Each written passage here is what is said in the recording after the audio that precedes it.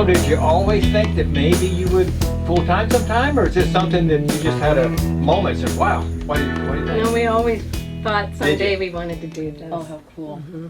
Any regrets? Has it been weird living in a home on wheels? We love it. Oh, really? Yes. Yes, no regrets at all. The only regret, I wish I had sold our house sooner and moved into the RV sooner while we were still both employed. That would have been neat, just to be able to try to Pay the RV off. pay the RV off before we hit full time. It's the only debt we owe is the RV. And that, my friends, is Charles and Abby. They know how to pick a campsite, don't they? This is perfect. This is July the 4th of 2023. So we came over to Charles and Abby. They got to fix the pizza for us. And we had some cold beers, watched the fireworks. Perfect day in a perfect lifestyle. But before we came out for the fireworks, we got to talking about the old days. In fact, we met them in 2019 and we did a 30-minute interview with them about them transitioning into the RV lifestyle. If you want to watch that, I'll put a link up here and we'll put a link at the end of this video, because I think most of you will really enjoy it. It's 4 years old, but it's as pertinent today as it was when we filmed it. And then we asked them some more questions. So let's go ahead and get back to our interview today. Happy 4th of July, sweetie. Happy 4th of July to you too. Yeah. So this is July the 4th of 2023. And it's been, I think we last talked and interviewed in 2019 with you guys. And you were pretty jazzed up. You loved your motorhome. You, well, I got a couple of, what do you think about the motorhome now? Has it stood up? Yes. What is it? It's a 2010 Allegro Tiffin Open Road, and it's been great. We have had no mechanical issues at all. And it's right at 35 foot. 35 foot. We've got. Is it big? Then you said that's the biggest you wanted. Right. Still stand by that? Still stand by it, actually. It's perfect for the two of us. Yeah. And then Abby, you was talking. You was real happy about your washer and dryer. Yes. You got that in. Did you get that in 2017, 2018? Well, we've got two. When was that? Yeah, the first one we got like 4 months before you interviewed us. So that's three years, 4 months, and then we went back to Red Bay and we ended up plugging into a bad pedestal, which had a bad neutral or whatever, and so it fried it. So we ended up having to buy another one. But Abby's happy that happened because she's got a modern one. So. Oh yeah. Oh, very good. So we're loving it again. Still. If it had to happen, that was the best way. Yes. Very good. And 1,000 Trails, you're staying. Love it. Still doing 1,000 Trails. Yes, we just love it. And Now you've done something different. I haven't met anybody doing this. Y'all are staying in the Pacific Northwest all year long. The last 2 years. last 2 years we've stayed up here because we love it so much. And that's working good. You're still. Yes. You're gonna do it again this year. We're Yes. planning on it. Yes. And the wintertime doesn't get too cold. It snows We've had sometimes. snow a couple of times, Yeah, which was nice. but it's not bad. We don't mind the rain, you know, as long as we get a day break here and there that we can walk. And if it stops raining, we'll try to get in a mile or two. And what are the walk. temperatures kind of running? It gets down in the 30s At night? At Yeah. night. How about and what's average in the daytime? 45 to 50ish Yeah. Okay. during the day. Not bad. In the winter. Yeah. So And is it's it not crowded? No. No. No, it's not that good. That's what we like. I know you mentioned you didn't want me putting that in my video because you didn't want it to get crowded. Have you learned how to fish or crab or any of that kind of stuff? Well, after being up on the coast almost every year for 6 years, I finally bought some crab nets and started doing that. I've done it like 3 or 4 times now, and Is it too complicated to teach me? Can you teach easy. it? I'll have to take you out, Bob. Let's go do it. Yeah. It's the It's a 4th lot of July. fun. That's right. We're going to go watch the fireworks here in a little bit. Yep. And then let's find us a pretty day and we go crabbing. Yeah, that'd be great. That's All righty. awesome. Thanks, guys. All right. Take care. Let's go watch Very the good. fireworks here in a bit. Huh? You're ready. You got a cocktail? Oh, you do have. I do have a cocktail. I have a little left. Want a sip? You want another? No. In a minute. Well, as you can see, my buddy Charles, he's a man of his word. The only problem is, I asked for a day of good weather. Well, he took us out and it's blowing like 30 miles an hour. It was cold, but we went crabbing and we had a little luck too. Oh, that one looks big. It is trying to get out. So as it turns out, Crabbing's not really all that tough. Although crabbing and catching crabs that are legal to keep, a little tougher. But Charles has 2 crab pots, and you bring some chicken legs, tie 3 or 4 chicken legs inside the little bait container that goes on them, toss it in the lake or in the ocean, and you wait about an hour. You pull them out, and there's your crabs. We had crabs every time we pulled them up. We had crabs, but they weren't all legal. You can only keep the males, and they have to be 5 3/4 inches wide. So as you're pulling up the crab pots, you can see the crabs in your trap, and a lot of them are pretty good size. Maybe 6, 7 inches is the biggest that we caught. But then when you get them up, you got to turn them over and look and see if they're male or females. And the females, no matter what size, they got to go back in the ocean. But we caught a number of males, and I think they're all pretty ornery. The pinchers, Charles didn't tell me about these protective gloves he had right away. So I'm pulling them out with my bare hands, and they got me a couple of times. So finally, Charles finally coughed up his protective gloves, made it a little bit easier on my poor little fingers. You're professional at this, Bob. Not very seldom pull up an Indian trout. Thanks for showing me how to do this.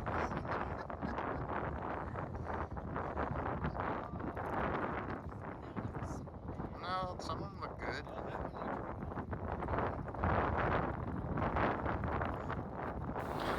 So as you can tell, I don't have a clue what I'm doing. But Charles is a really good teacher. I learned a lot.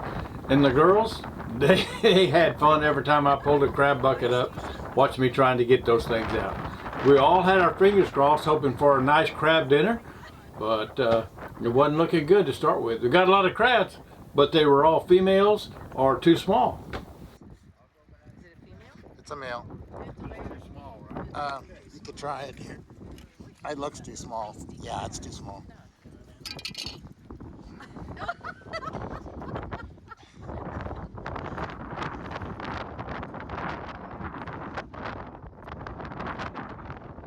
It's a female. We'll take it from the back, Bob.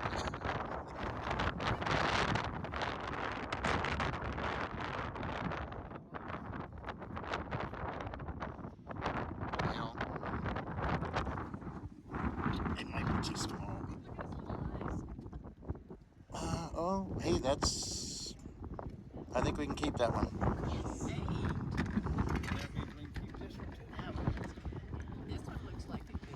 Is it a male? Is it a male? It's a female? You sure? Oh, you're right. Bummer.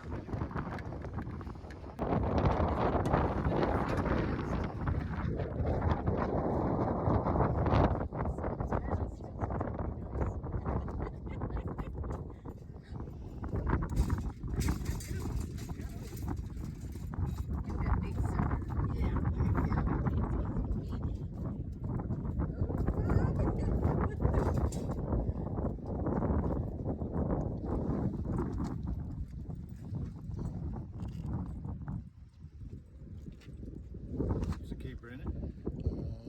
Yep, he's a keeper. Just throw him in the bucket. They can have. This one's bigger, isn't it? No, it wasn't. So this right here, It's a male. See that pointed? here, Yep. That's how you can and tell. so if it's a female, it'd be Brown. Right. How many years you been crabbing, Bob? Oh, many, Charles. I'd have to sit and think for a little bit. You just got to be persistent, you know. So we're going to cook these in the skillet in butter. In butter. Alrighty, we made it. We got 4 crabs. Took about 3 hours, but we all had a great afternoon. Just a little warning. Now we have to get the crabs ready to cook. If you're a little bit squeezy, maybe you want to look away for the next couple of minutes, because we have to get ready to cook the crab. Just smash them down. That kills them immediately. And then I just rip the claw off like that. Okay. Do the same on the other side. There's no meat inside the shell. No To meat in the speak shell. of. It's just Oh, garbage. okay. Yep, but gills. Got gills here. We'll have to rinse this all off. But who's next? Oh, okay. This guy right here.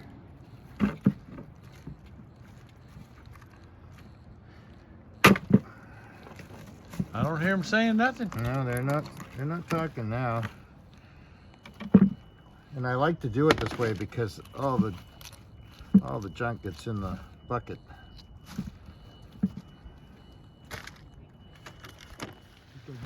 So we got 2 cubes of butter in there and 4 crabs.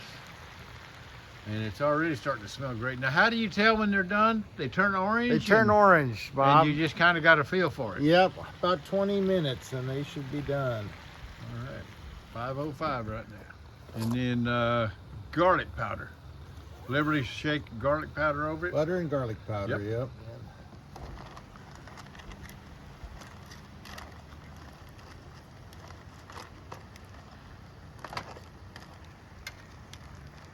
And it's what kind of crab? This is Dungeness crab. Dungeness crab. Is that the only crab that you catch here? That's the only one I've ever caught. They're looking real good. We're gonna be About 20 minutes Yep. cooking. Yep, we're gonna be eating good tonight, Bob.